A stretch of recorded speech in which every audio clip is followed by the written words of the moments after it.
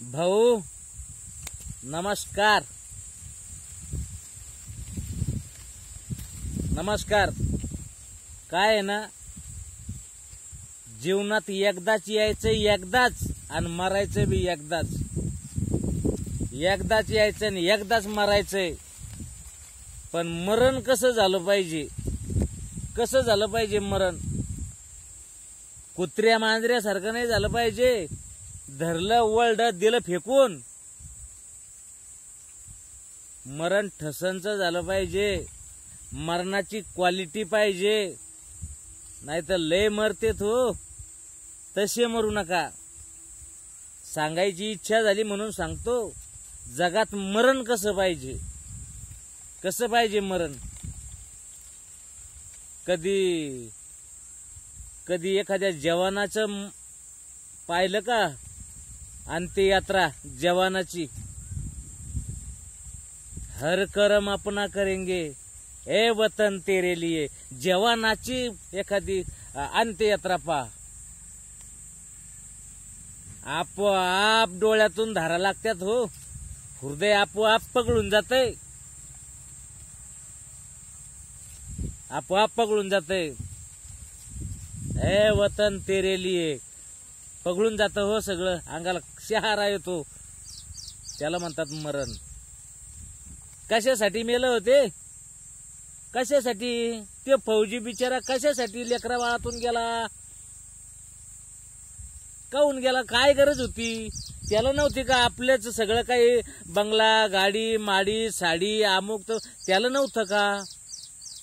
पण काहून मेला? काय गरज होती मरायची? पण नाही, तुम्ही माणसान पैशासाठी. पगार होता लाख लाख रुपये फौजीला पगार. काय जाळायचा का तो पगार? काय करायचे त्या नोटा? नोटा म्हणजे माणसाचं जीवन आहे का? नोटा म्हणजे जीवन नाही. एखाद्याला आता म्हणलं की बा तुला मी 10,000 रुपये देतो का 10 लाख रुपये देतो, घालू देतो डोक्यात कुराड. घालू देतो डोक्यात कुराड. देतो तुला 10 लाख. काय कामाचे त्याचे ते 10 लाख? म्हणून एखादा दे म्हणून सोडून गोष्ट बोला. फौजी लोक लढतेत ना रानावर, पैशासाठी नाही लढत. ते जुनून आहे, ती ताकद आहे, ते हुनर आहे. त्याच्या अंगातलं रक्त आहे. ते रक्त द्यायला तिथं घेऊन जातं भाऊ. ते रक्त सळसळतं. पैसा फेका तिकडं. काय गरज आहे हो? काय गरज आहे त्याला? पण ते बिचारे लढतेत ना. आणि एखादा शहीद झालेला जवान, त्याला माझा मी नतमस्तक होतो अशा जवानापुढे जे शहीद झालेले बिचारे. लेकरं बाळाला सोडून जे शहीद झाले त्याला नव्हता का सुखी संसार? म्हणून म्हणतो मृत्यू हा प्रत्येकाला येणारच आहे. आणि हा आल्याशिवाय राहणार नाही. तुम्हाला आहे, मला आहे, सगळ्याला आहे. मग जर मरायचंच आहे तर काहीतरी करून मरा. करून मरा काहीतरी. नाही तुमच्याकडून देशासाठी होत ना, नाही तुमच्याकडून देशासाठी होत ना. देशासाठी मरायला आहेत. देशासाठी सर्व काही त्यागायला इथं लोक आहेत. भरपूर आहेत. सगळे लोक स्वतःच्या जीवनाचा त्याग करण्यासाठी इथं लोक आहेत. तुम्हाला नाही ना हिंमत तुमच्यात, नका करू त्याग. तुम्हाला देश नाही सांभाळायचा ना, नका सांभाळू. पण तुमची माय घाला. तुमचं घर तर सांभाळा. घर तर सांभाळा. 2 चिले पिले 2 लेकर त्याला तर संस्कार लावा. काय त्याला तर संस्कार लावा का? तुम्ही येता ढोसून. असे काही बादर आहे. दिवस निघतो ना, आपण सर्वसामान्य मंडळी चहा पेतो. चहा सकाळी. आणि हे हरामखोर आहे नाही, हे सकाळी दारू प्यायला असते. दारू प्यायला सकाळी त्याचा तोच दारूचा पहिला चहा. काय काय चाललंय? अरे तुमची बायको, तुमचे लेकरं काय? आणि दारुड्याची एखादी सांगा बरं. तुम्ही सांगा दारुड्याच्या घरामध्ये किती आनंद आहे हो, किती आनंद आहे दारुड्याच्या घरात. आनंदच नाही, त्याची बायको पसा पाण्यानं रडती. लेकराला खायला डाळ दाना घरात हा बादर ठेवत नाही, सगळा दुकानाला लागी विकतो. काय खायचं त्या लेकरानं, काय बनवून द्यायचं त्या बाईनं, त्या नवऱ्याला, त्या लेकरायला काय करायचं, काय त्या बाईनं काय करायचं. माणूस हा घराचा मुख्य असतो, बाई 2 नंबर.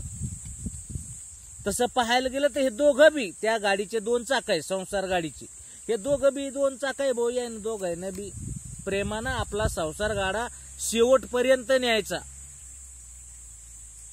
असं असतंय. पण काही मंडळी अशी आहे ना भाऊ, सकाळपासून प्यायला भेटते, प्यायला बर का. तुम्ही काही मंडळी आता व्हिडिओ पाहिला ना तर ते म्हण, बाबा तुला काय गरज आहे रे, आम्ही आमच्या पैशाची पितो, तुला काय गरज आहे, तुला काहून काय म्हणते भुकटा लागू राहिला, काहून आग होऊ राहिली तुझी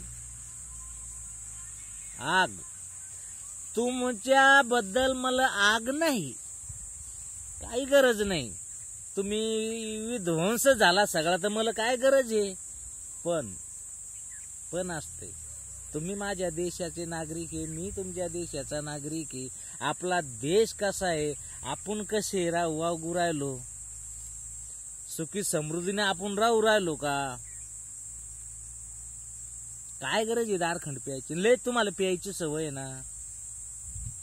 संध्याकाळी आपलं आणायचं, झक मारायची, साईडला जायचं एका कोपऱ्यात, तिकडं ढोसायची आणि तिकडंच काय भाषण द्यायचं ते द्यायचं आणि आपलं 2 घास खाल्ले तर खाल्ले, नाही झोपून राहायचं.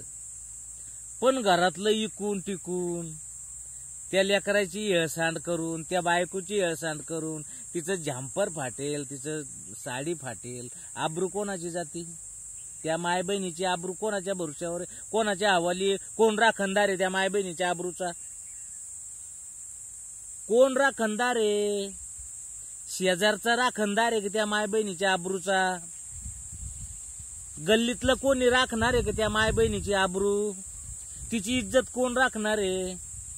ती कोणाच्या भरोश्यावर आली, कोणाच्या भरोश्यावर तिला जगणे, आयुष्य काढणे, कोणाच्या नावाचे कुंकू तिनं आपल्या कपाळात भरले, काहून भरले, याची थोडी जाण. तुम्ही प्या, मला गरज नाही, तुम्ही प्या बिन मारा बी काही गरज नाही, पण कुठंतरी मन दुखत ना, दुखत असं ना तुमचं. व्हिडिओ पाहणार फक्त काय बेवडेचे असं नाही, काही लोक मंडळी सुशिक्षित आहे, मला एवढं ज्ञान नाही, एवढे ज्ञानीवंत माणसं हा व्हिडिओ पाहतात. मला माहिती आहे हा व्हिडिओ फक्त बेवड्याच्याच घरात नाही चालला, एका एका घरात 4-4 मोबाईल आहेत, 4-4 मोबाईल आहेत, 4-4 जण पाहतात हा व्हिडिओ. म्हणून म्हणतो ज्ञानीवंताला सुद्धा हे कळन की खरंच ह्या बेवड्याचं काय होतं. तुम्ही बेवडे, तुमच्या घराजवळ एका ज्ञानीवंत असेल ना, त्याला समजत असेल की खरंच रिअल कंडिशन आहे, हा भाऊ बोल राहिलाय, रिअल कंडिशन बोल राहिलाय. तुमच्या बायकासाठी, तुमच्या संसारासाठी ते नका करू, तेवढं पिऊ नका भाऊ. जो दारू प्याला तो वाया गेला. एखादा सांगा मला, जे आपले महापुरुष घडून गेले, आज आपण त्याला उदबत्ती लावतो, अगरबत्ती लावतो, त्याच्या पुढं झक मारून त्याचं दर्शन घेतो की ते आपले आदरस्थान आहेत, ते अग्रस्थान आहेत, ते मार्गदाता आहे सगळे, म्हणून आपण झक मारतो, भाऊन दर्शन घेतो. काहून घेतो की ते या गोष्टीमुळे घेतो. ते या त्यातला एखादा बेवडा आहे का, तुम्ही मला सांगा की बा हा महापुरुष मरणाचा दारू प्यायचा, हाताने भट्ट्या पाडायचा आणि खुशाल प्यायचा, दाखवा बरं. पाठ थुपटीन मी त्याची पाठ आणि इनाम बी देईन त्याला की बा त्यानं सांगितलं की हा महापुरुष मरणाची दारू प्यायचा, घरी आल्या बायकोला मारायचा, लेकरायला तिंबायचा, घरातल्या दाळदाणा ऐकायचा आणि घरात 4-2 मित्रमंडळी आणायचा आणि बायकोला चखना मागायचा. आहे एखादा दाखवा, पाठ तो पटून इनाम देतो, जाऊ दे इनाम. महापुरुष आहेत. अरे त्यानं रक्ताचं पाणी हाडाची काढ केले, लय जणांना संसार त्यागला, तवा मोठे झाले. तुमच्यासारखे दारखंड ओढून मोठे नाही झाले, गांजा फुकून नाही मोठे झाले.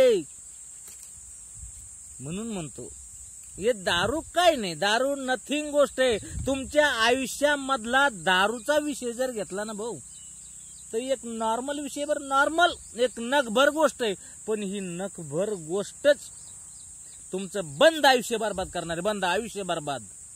मग तुम्हाला बर्बाद करायचंय का सुधारायचंय हे मात्र ज्याचं त्याच्यावर असतंय. माझी फक्त एवढीच विनंती राहीन की त्या ज्या माय बहीण आहे ना त्याला सांभाळा.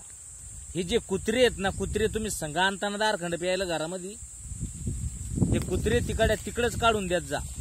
कुत्रे घरात आण जाऊ नका, कारण हे कुत्रे दारखंड पेता पेताना त्याची नजर तुमच्या बायकावर असते. काय म्हणणे, एका प्रकारचे कुत्रे नसतेत, काही काळगांडे असतात, काही लालगांडे असतात, काही लय तुम्हाला काय सांगू आता, लय सांगायजोग आहे बरं का. पण तुम्ही माणसाने व्हिडिओ लय लांबा उरायला, त्याच्यामुळे आखुडतं घेतो.